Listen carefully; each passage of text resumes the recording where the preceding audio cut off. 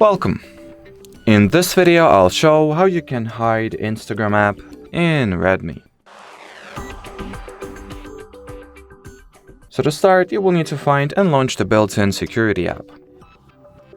Now look for the Hide Apps option either in the Common Features section, or you can scroll down, swipe up to launch the toolbox, and definitely find the Hide Apps tool right over here in the Privacy Protection category. Now tap on it. In the Hidden Apps list, look for the Instagram, then enable the toggle in front of it. And that's it, the Instagram app has been hidden successfully. Now in order to access it, you will need to open your home screen and make the following outward pinch gesture like that. And here you have it. You can also switch on the app lock and set up what app lock you would like to use to not only hide the app, but also put it under protection, should I say. Let's quickly verify that.